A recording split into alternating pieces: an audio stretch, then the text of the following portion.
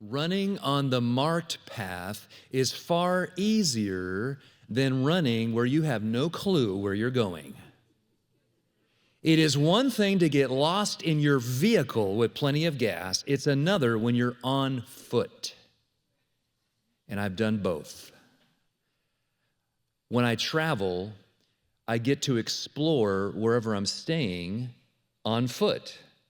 Going for a run every morning means if I'm in Wyoming, I'll run somewhere in the town where I'm staying, or if I'm running in Wisconsin, or if I'm running in Minneapolis, St. Paul, or if I'm running in Lincoln. Well, Lincoln is home, so that's a lot more familiar.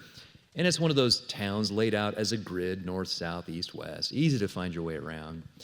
But when you find yourself on an unfamiliar path, unfamiliar to you in life, let me suggest that perhaps it's familiar to the God that you're following and has marked out that path for you.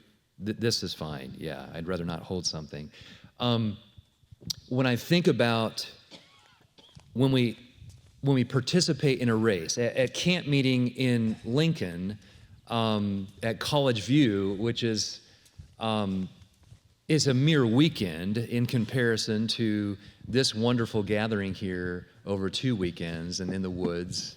But just there in Lincoln, they organized a 5K out at Holmes Lake, just a mile and a half or so from campus, and it's a nice setting.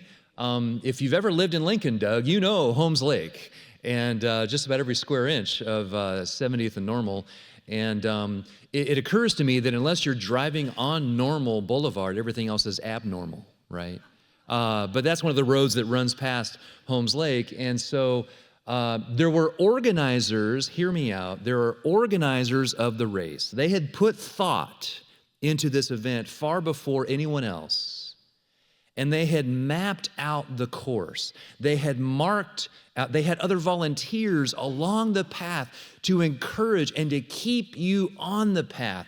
It was an out and back course, which makes it much easier, but it also provides, as others who are ahead of you are making their way back, they've already passed the halfway point, and the smiles and the waves and the high fives that you can exchange while you're passing one another, and everyone who crossed that line was given a medal. Almost 100 of us were gathered that morning of I think it was the Friday morning of camp meeting, and they didn't have the creativity to call it the Hallelujah Hustle, which I guess you guys had here on Sunday, right? I'm not going too far out on a limb there, but anyway, it's a joy to be running on a marked out path. This is, and we will get to verse 2, y'all, but have you realized how long we have spent in verse 1? How rich Scripture is when we can unpack word to word, phrase by phrase. But this cloud of witnesses, in Hebrews 11, we see one after another example. George Knight says, we stand on the shoulders of those who have gone before us. Oftentimes, particularly in Old Testament, God would speak to the third and fourth generation of things that he would do or the results of the things we do. But here are example after example, going generation after generation. Abel brought a more acceptable offering to God and was a very, very early example of faithfulness, even though it caused jealousy. And in the very first family, we had strife and even murder. Just the stark reality, not too far distanced from the Garden of Eden. We have this family trouble. But then we have Enoch. We don't know a lot about Enoch, but in the description it does say that he walked with God. I of course, am attracted to any sort of walking and running and activity maybe my ADHD. Actually, I've dropped the H after age 50. It's just ADD, but I don't have the energy for the H. But Enoch, that's a Mark Lowry joke for those of you that know. But Enoch had the unique experience of living a life of faithfulness, but it seems to be once he became a father, that's when his walk with God truly deepened, and he walked with God 300 years, far longer than any of us will live our days. And then God took him. God whisked him away to heaven, and he couldn't be found. Incredible. He walked with God right into heaven. Amazing story. Then we have our man Noah. Has anyone been to see the ark that's almost to scale there in near Lexington? Yeah. Really amazing investment, first of all, by those that built that and tell the story as best they understand of the flood and even the creation account and all this kind of thing. But Noah was called to do something that seemed absolutely ridiculous. The path that God marked before him made no sense. Because to build a boat in preparation for a flood at a time in which there was still an Edenic effect of dew in the morning, they had never seen rain. So to do something that caused people to laugh and scoff at you and your family is very, very difficult. But Noah was faithful to his calling. We think of Abraham, who obeyed when God called him out of comfort to the unfamiliar. It was a pathway that God was marking, but have you noticed God doesn't say, this destination 30 miles ahead. It's often, okay, half a mile ahead, this is going to happen.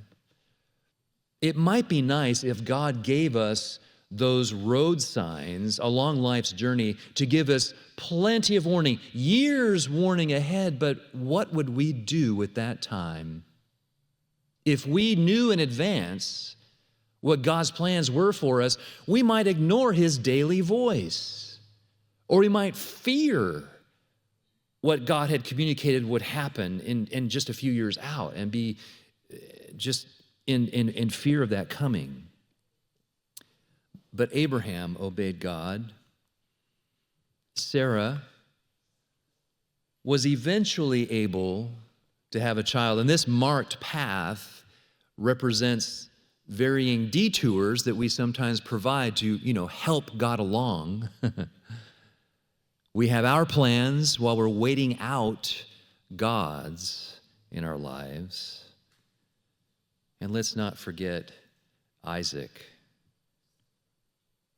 Isaac represented in human form the fulfillment of God's promise to Abraham and Sarah. This promised boy.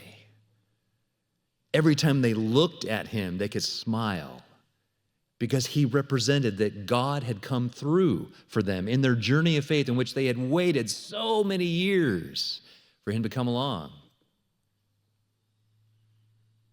We also think of the 20-year-old Isaac, who at that time was much stronger and much faster than Father Abraham, and that journey to the mountaintop, in which Abraham was following the path that God had marked for him in that moment to sacrifice his son, but in faithfully doing so, and again, no fair that we know the end of these stories and how a ram was provided in place of Isaac, because in their experience they did not know until the angel called out his name, right up to the brink of that knife coming down.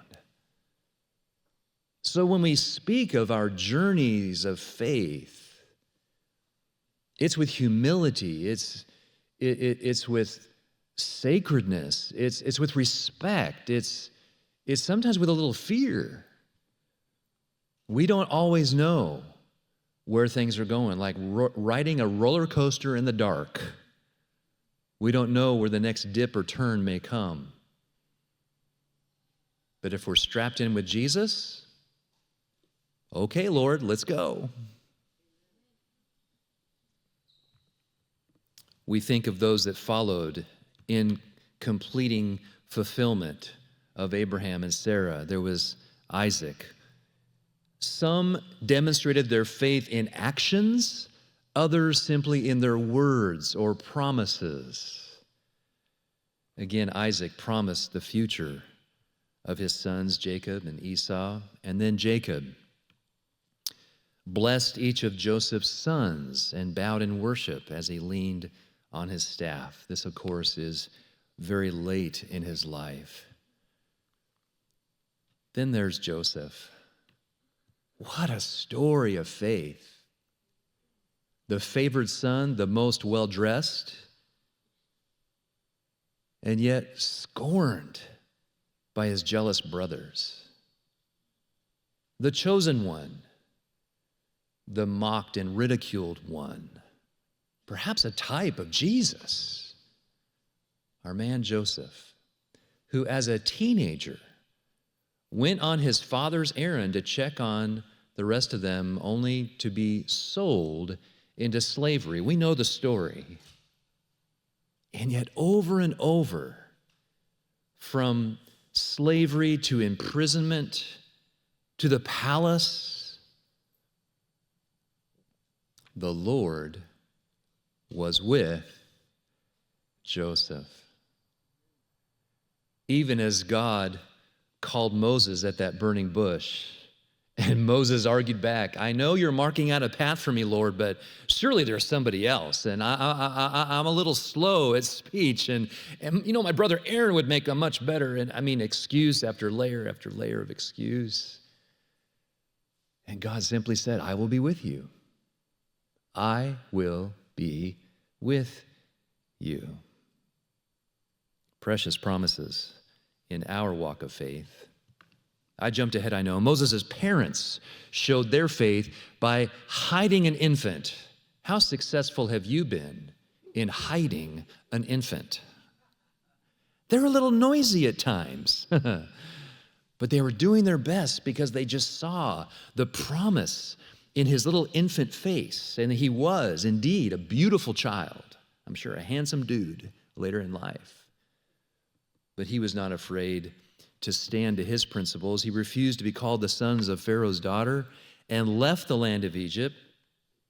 We know that 40-year sabbatical that Moses was on, daily, very slowly, learning how to shepherd sheep in order to shepherd God's people. Most degrees are a 4-year degree. For Moses, it was 4 times 10. And again, that graduation day there at the burning bush, and a major turn in the final third of his life. Just an incredible life of faith. And even the people of Israel are mentioned in Hebrews 11. We're just going verse by verse down through Hebrews 11. They went right through the Red Sea as though they were on dry ground. There was an element of faith as they walked through what then became an aquarium on either side of them, I imagine, as they walk away from Egypt and its oppression, while Pharaoh's armies were on their heels, walking most assuredly of all these examples in a very definitively marked path, but dry ground along the bed of that sea. Israel also marched around Jericho for 7 days, just simply marched the marked path around Jericho, and those walls, by God's power, came tumbling down. Rahab, what a fascinating story, knowing Rahab's then profession, but giving a friendly welcome to the spies. she and her family were not destroyed because of her faith. And so I like to number when I see different aspects of this. This is Hebrews 11, 39 and 40. By faith, these people, and this kind of adds to the list without mentioning the various names that we've gone through, but they overthrew kingdoms, ruled with justice, received what God had promised them. They shut the mouths of lions. We think of Daniel. We quenched the flames of fire and escaped death by the edge of the sword. Their weakness was turned to strength. They became strong in battle and put whole armies to flight. Think of the story of Gideon.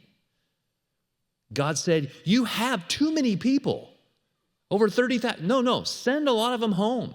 If you're scared to go to battle, you can go home, and 2/3 of them left. 10,000. Oh, that's far too many, Gideon. Because it'll be too easy for you to take credit for the battle I will fight for you. And so with just 300, they send over 100,000 panicking and fleeing away. Number 10 in the little list that I'm making there, none of them received all that God promised, because we often look at the earthly victories God provides and we say, yay. But there's a far greater reward that awaits us all. The soon return of Jesus, the entry, the finish line, heaven. That reward awaits all of us. These were all real people. We sometimes forget that.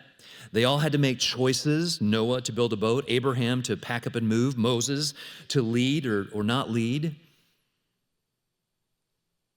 Some were well-known, and others God called out of obscurity, but each had to move toward one thing and away from another.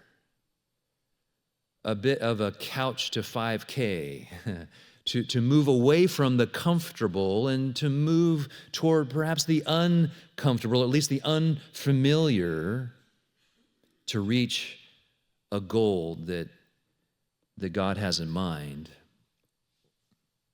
For God called them to walk on a marked path that He alone stretched before them. Enoch's marked path was one in which God walked right beside him, right into heaven.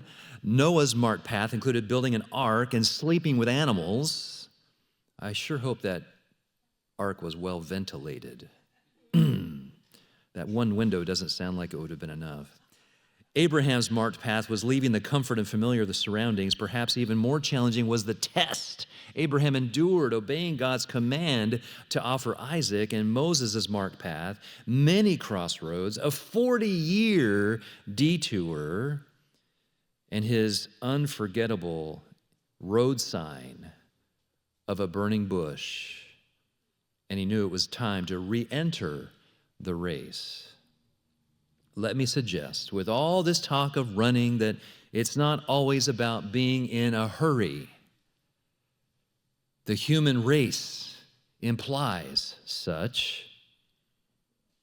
There are times in which every one of those biblical characters, as well as each of us, needs to be still.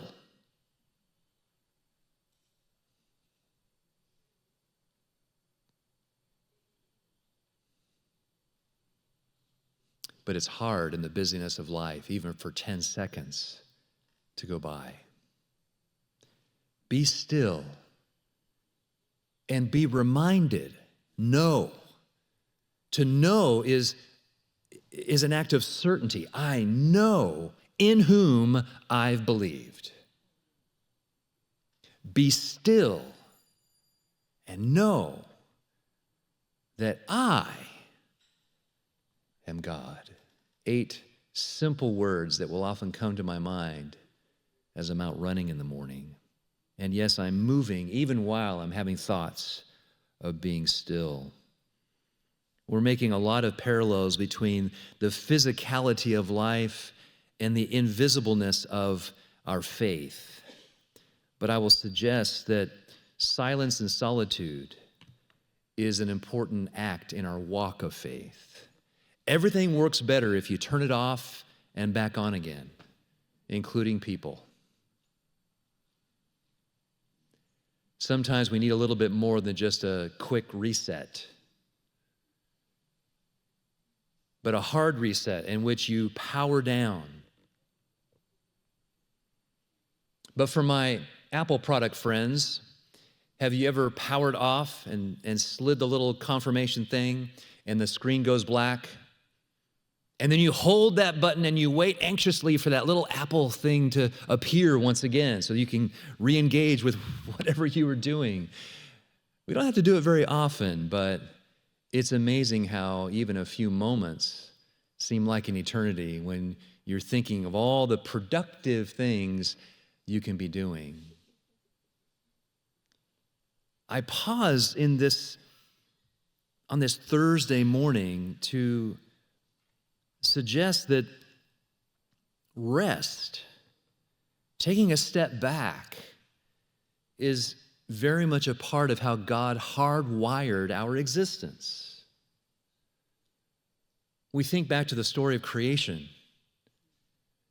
And I know there's many different philosophies, and there's no wonder there is, because God's identity as our creator and the short span of human existence demonstrates his sovereignty, his love, and his grace.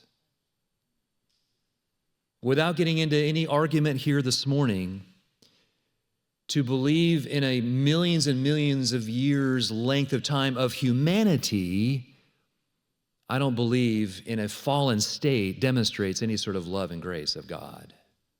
To live in the existence we find ourselves now, that's not heaven, nor worthy of tens of thousands of millions of years. But when I think of the week of creation, we often think of God's work, day 1, day 2, day 3, day 4, day 5, day 6, and God's rest, day 7. Are you with me?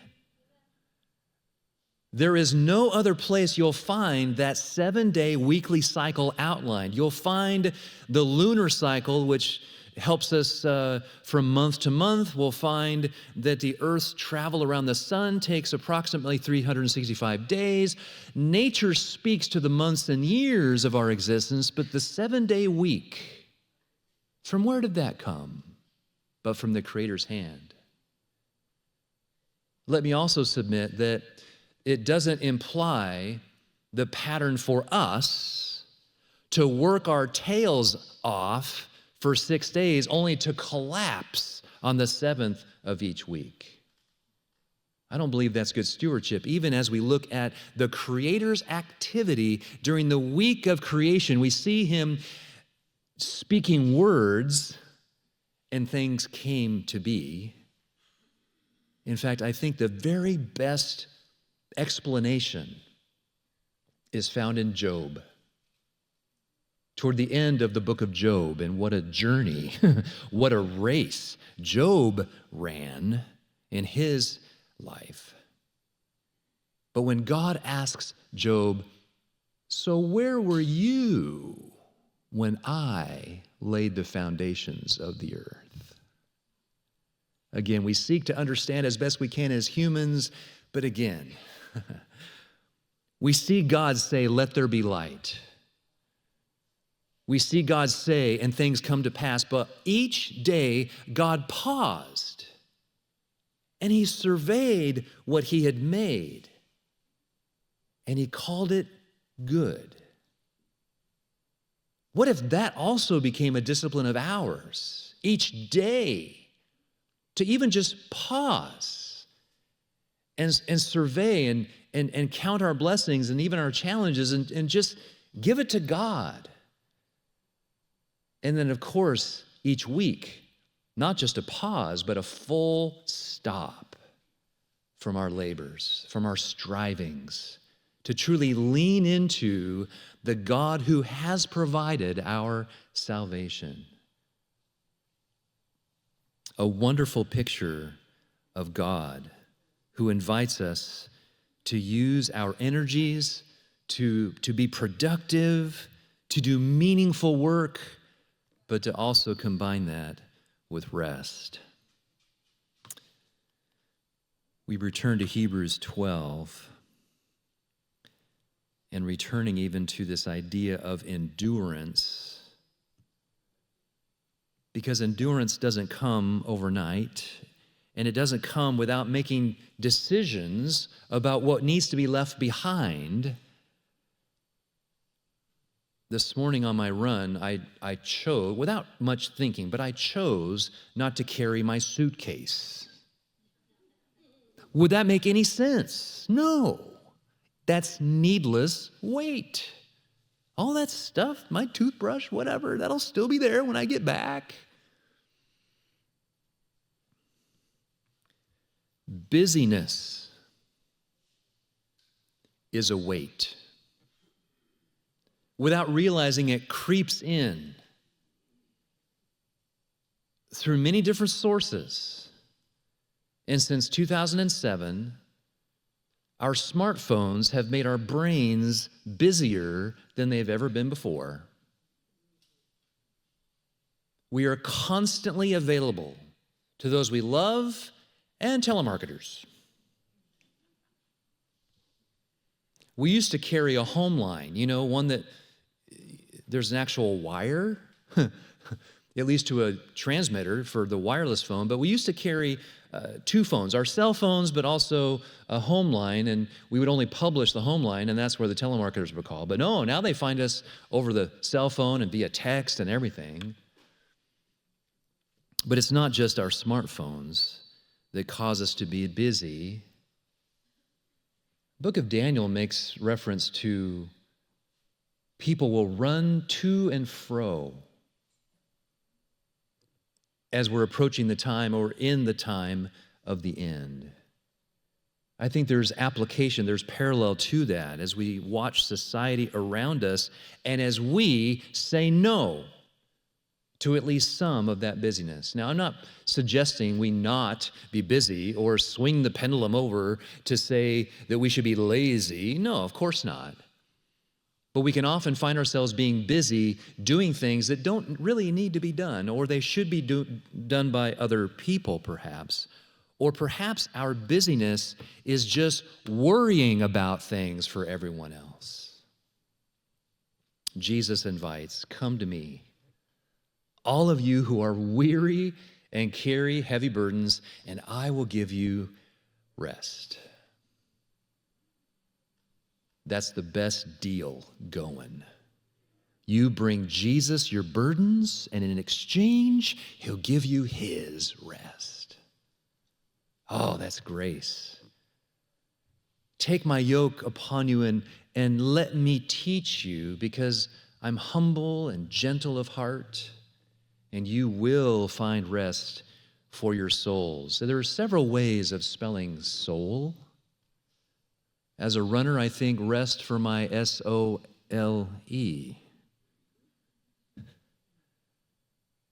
Rest has to find an important place. The yoke of Jesus, easy to bear. The yoke of this world, not worth it at all. We looked yesterday at various characters who we see running. I'd like for us to zero in on another Old Testament story, a wonderful one, of a middle-class couple, well-respected in their community. They lived in a little town of Shunem. They shared a spirit of hospitality and generosity, good citizens, the kind of neighbors that you would enjoy having.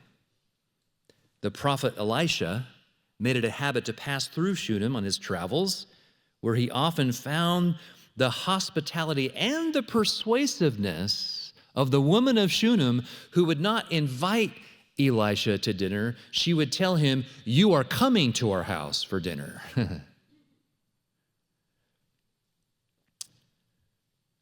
Perhaps Elisha slept on their sofa his first few visits, but at one point they made a decision together that they needed to add on to their house in order to accommodate the man of God, to build an addition to their house, an upper room, a special place for the prophet. To me, this symbolizes reordering your life to make plenty of space for God in your life and in your schedule. It takes a decision. It takes discipline. For the man of Shunem, it took a few trips, maybe a lot of trips to Home Depot. But they literally changed the floor plan of their house to accommodate their guest, their special guest, Elisha.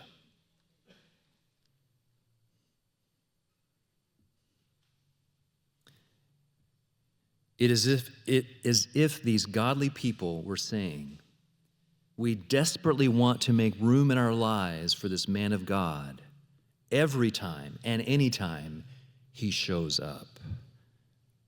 So creating space in our own lives and in our own souls to welcome God, to dwell, to linger in our company as best we can. That also involves decisions and perhaps a bit of renovation in our lives. But at one point, Elisha offers to return the favor, saying, you have been so kind. You've been so accommodating, literally accommodating. What can we do for you? And he offers a couple of options. Do you wish for me, using my influence, to speak to the king on your behalf? And the woman of Shunem said, oh, no. No, that's fine. And in her reply, in the King James, it says, I dwell among my own people. And when I first read that didn't make any sense. And yet it was a way of saying, the path that God seems to have marked out for us here in this town, together with my husband, we're content. We have need of nothing, which is a beautiful place to be. Imagine someone with the influence of Elisha asking you, so what would you like for me to do for you? If Bill Gates or Warren Buffett called you up and said, what could I do for you? Would you have a few ideas? Knowing their resources?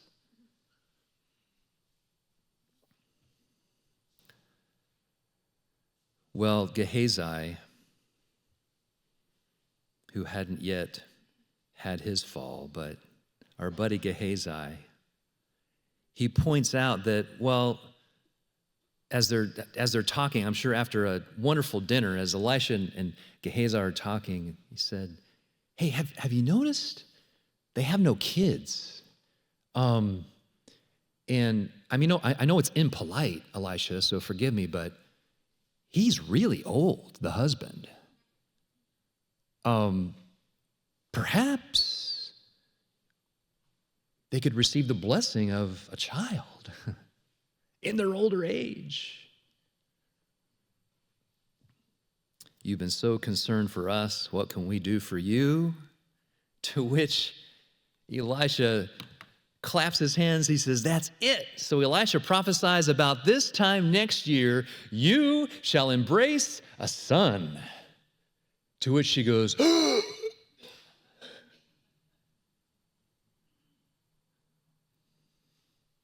if we had a window into the woman of Shunem's heart, we might realize that had remained an unanswered prayer for many, many, many years. And we see it in her response. Oh, Master. Oh, don't tease me. No. Don't tease me this way. Probably the unspoken thoughts would be, oh, that's just cruel. To say those words to me when I've hoped and given up hope. We have turned our focus from raising our own family to ministering to those in our community, welcoming guests into our home, but, oh, don't tease me with such fantasies, some translations say. Well, in the process of time, the woman of Shunem soon experiences perhaps a bit of morning sickness in the days and weeks and months that draw on. After all, Elisha had left a little bit of space by saying a year from now, when we know the average gestation period. And, well, can you imagine her waddling about town, seeing her friends, and them saying, and her response, a blush, I know.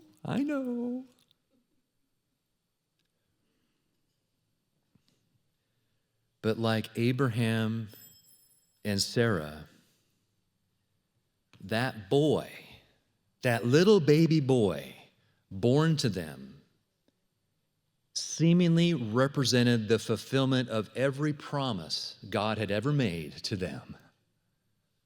I mean, their greatest dream, their greatest wish came true, which the man of Shunem needed to be reminded at 2 a.m. when the baby was crying. You know, this is everything we've ever wanted. Parenthood teaches us so much about God's love for us. But hear me, because you again know this familiar story, and yet they were living it, not knowing the path before them. It's easy to place our attachment and even say, this or that is God's blessing to me. And then when it's taken away, what are we left with? We don't know how many years, but the boy is still young. He wanders out to the fields where his aging father is simply supervising the reapers in the field.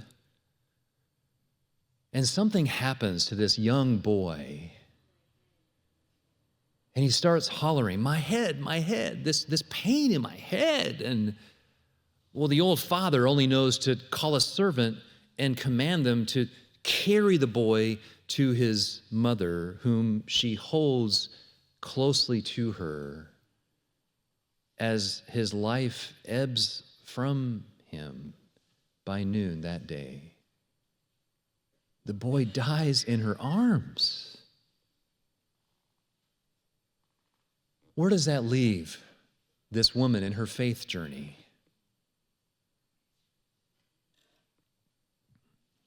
Where does it leave us when we can so easily attach the blessing and presence of God in our lives in the things God places around us, the ways He does bless us? I mean, family is one of the greatest blessings we have on this earth.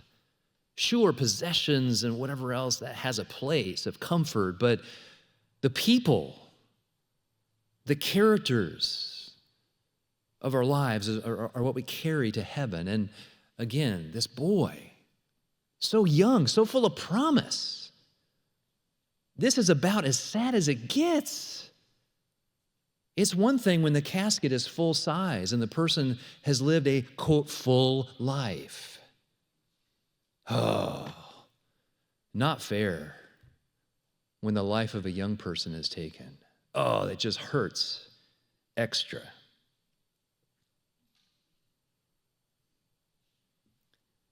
She carefully lays the boy on the bed. What bed? The bed that they had made originally for the prophet in what is now not just the guest room, but the nursery. In providing for space for God, they were thankful for that extra space as God's blessing had shown up with this boy. But that added room, the way they had reordered their life as well as their home, is the place that she lays him and shuts the door. By this time, the father had arrived back to the house. But it seems the woman of Shunem Again, I think being one of those strong, vibrant personalities, maybe a combination of Martha and Mary, she's not wanting to have a conversation about all this because the husband asks, is everything okay? What's going on? And her response to him, well, her response is that of action. She says, please send me one of the young men and one of the donkeys that I may run to the man of God. Oh, there it is. The runner found the key word in the text there. But this does show her very intentional activity in several different ways. That I may run to the man of God and come back. And yet in this urgent errand, does she really know what all is going to transpire? No.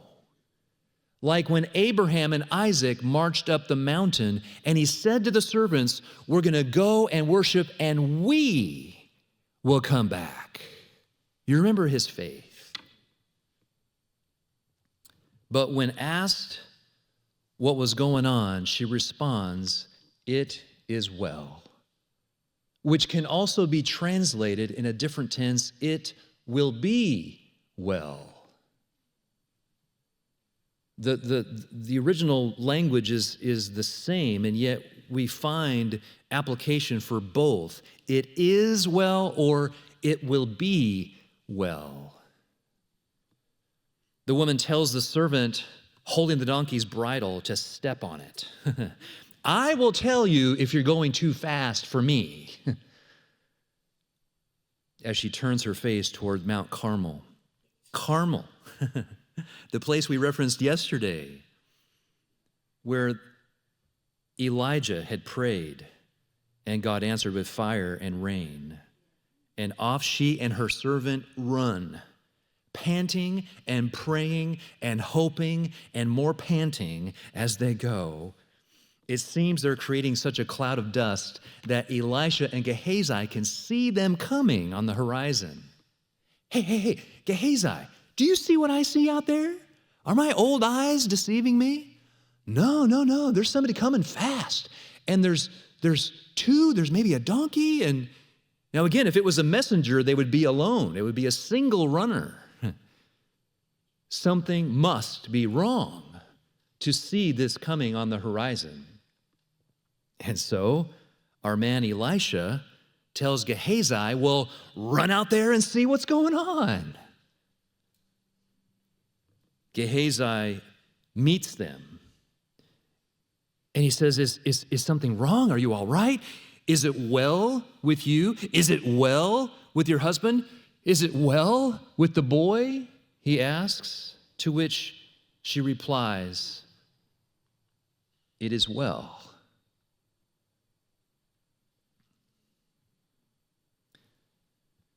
Perhaps she just doesn't want to go into the whole story and she just wants to get to the man of God. Perhaps she's just being polite.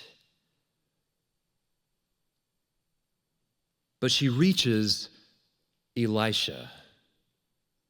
And from her physical and emotional exhaustion, she falls at his feet. And she repeats the words that she had said when he first promised this son. First of all, asking, did I ask for this? Did I not say, do not tease me? Because there are times in our faith journey when we think that God is messing with us by taking away what we had looked at as such a blessing from him and even his very presence in our lives, and then it's taken from us.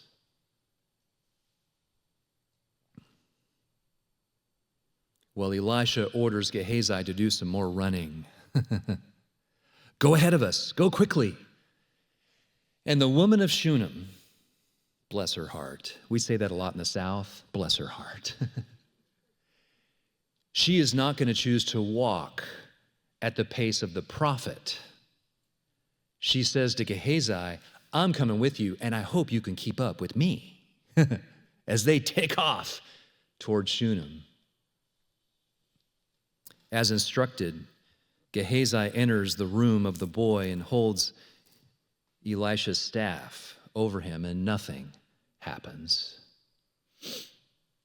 The prophet later arrives there in that familiar home, opens the door to that very familiar room, and sees the lifeless body of the boy. We sometimes think that those that have been called and employed as pastors have all the answers. I haven't been sent that packet yet with all the answers. But relying upon his own faith journey, Elisha prays. We see him not only praying, but we also see him pacing around in the house. Because Elisha, the man of God, is also human. So we see him praying, but we also see him pacing back and forth in the room, perhaps while he's praying, oh, Lord God, restore this boy. This family is so precious to me and to you. And then we see the prophet performing CPR as he literally lay on the body, eye to eye and mouth to mouth. We recall the scene. I mean, going to these extreme physical measures to do whatever he possibly can to help God restore life to this little boy. I'm thankful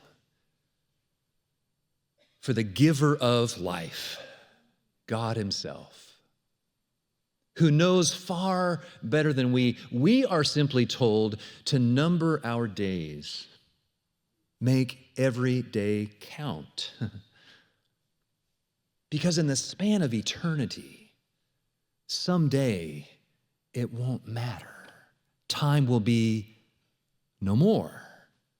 But in this moment, as the woman and the man of Shunem, which is the only names we know how to refer to them, are waiting. Sometimes it's not in the patience room, but in the waiting room. This is the most difficult. They're waiting.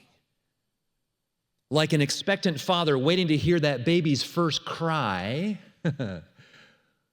What does this wonderfully accommodating couple first hear from that room but sneezing? Sneezing. I love God's sense of humor that the first sound of life are 7 sneezes. And when little boys sneeze, it's not a small event. It's not a dry one either, as stuff is flying everywhere. When a little boy sneezes from his car seat, watch out for whoever's sitting in front of him. But that's how God, in this very natural and human way, announces to this house that life has returned to this young boy. Oh, I don't think the woman of Shunem waited for the 7th sneeze. Oh no, I can see her bounding up the stairway and bursting through the door, and Elisha saying, "Here's your son."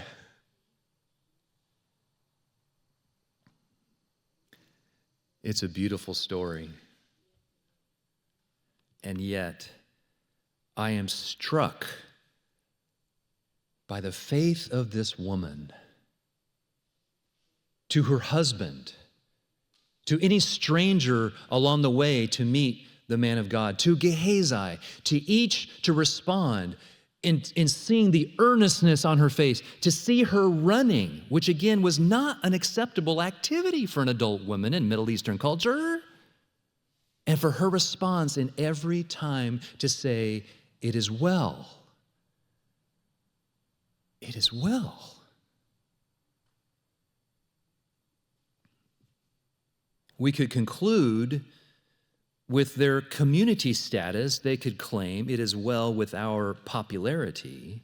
Others might say that given the addition of the prophet's guest room, it is well with my hospitality or social status. And certainly after the birth of this promised son, they could say, it is well with all my hopes and desires. But in the midst of her grief and pain, this woman still utters the words, it is well, or it will be well, as she clings to her faith and her hope in God, represented by the man of God to whom she runs.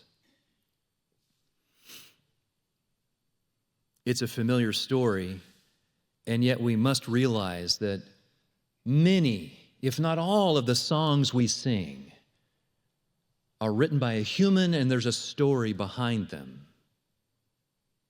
Perhaps you're familiar with the writing of the hymn by the title, It Is Well.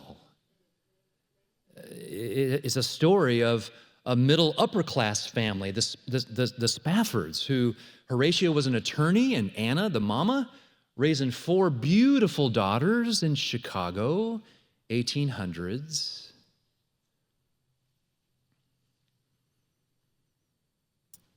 They were pretty well known in the 1860s there in Chicago, not only because of Horatio's legal career and business endeavors, but the Spaffords were also prominent supporters of D.L. Moody, the famous preacher.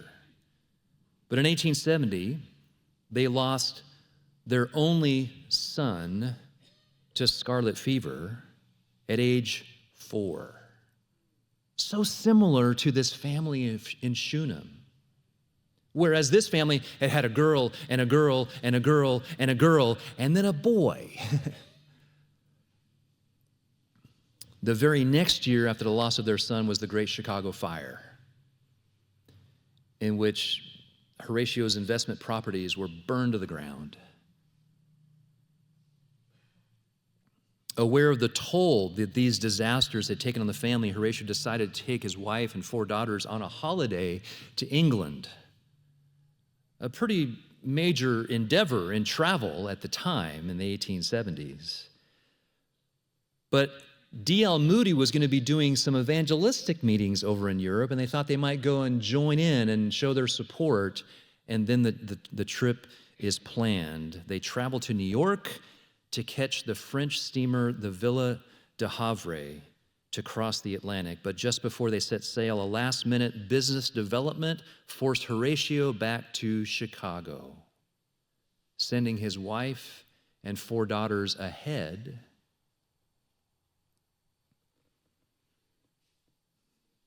Just 9 days later, Spafford received a telegram from his wife, who miraculously had made it to Wales. In the beginning, it simply said, saved alone. On November 2nd, 1873, the Ville de Havre had collided with the Lochern, an English vessel. And the Ville de Havre, on which Anna and her 4 daughters and well over 200 people, that boat sank in 12 minutes into the middle of the Atlantic. Anna was only saved by the fate from the same fate as her 4 daughters who perished, because there was a wooden plank floating beneath her that just barely kept her above the surface with her unconscious body. When survivors of the wreckage had rescued Mrs. Spafford's first reaction was understandably complete despair. But she claims later that she heard a voice that said to her, "You were spared for a purpose." And she immediately recalled the words of a friend, "It's easy to be grateful and good when you have so much, but take care that you are not a fair weather friend to God." Upon hearing the terrible news, Horatio rushed to New York and boarded the very next vessel he could. As told by their 5th daughter a little later, Bertha. Any Berthas here? Bertha Stafford tells the story of Horatio's journey across the ocean, and the captain of the ship calling him to the bridge at a particular point, and he claims, "A careful reckoning has been made, and we now believe we are passing over the place where the Ville de Havre went down. Our soundings indicate the water is 3 miles deep."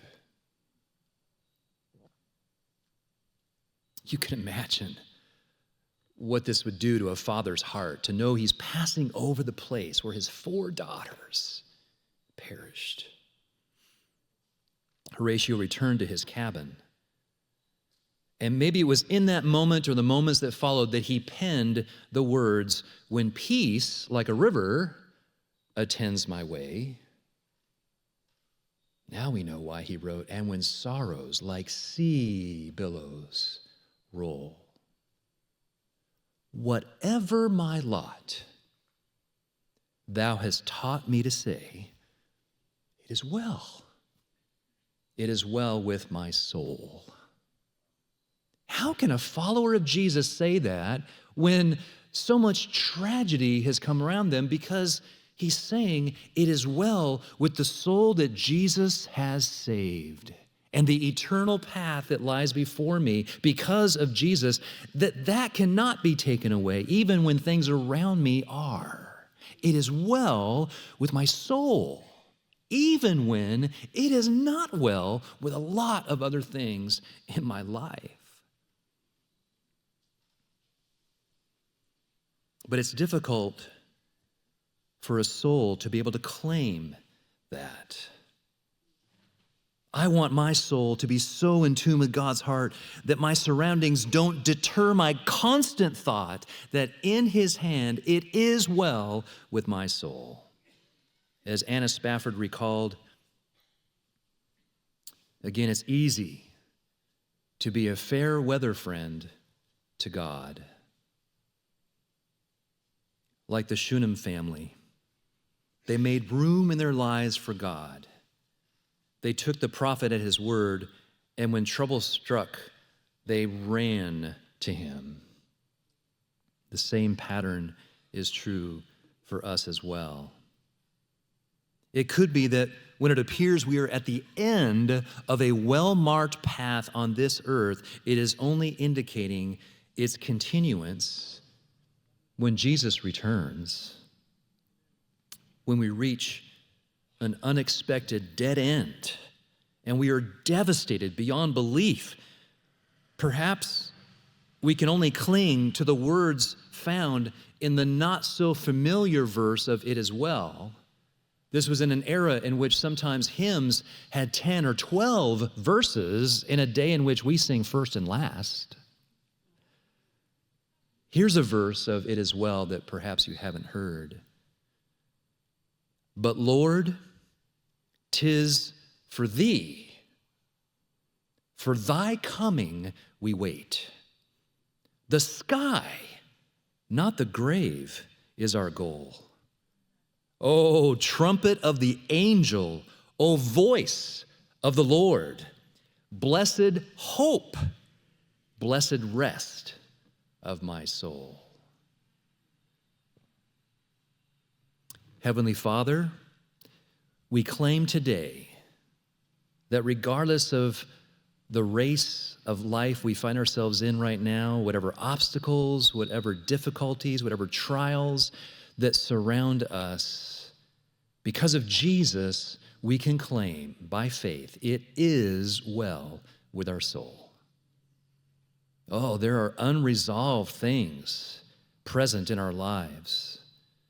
There are people that we're concerned for. Yes, there is illness, there is sickness, there's all manner of difficulties. And yet, in each case, we lay ourselves in your capable hands. When the journey gets rough, sometimes the only thing we can claim is that you are with us. So let us cling to just that, and that alone, by saying, it is well with our souls. This is our prayer, our desire, our focus, as we look unto Jesus, the author, the finisher of our faith, in whose name we pray. Amen.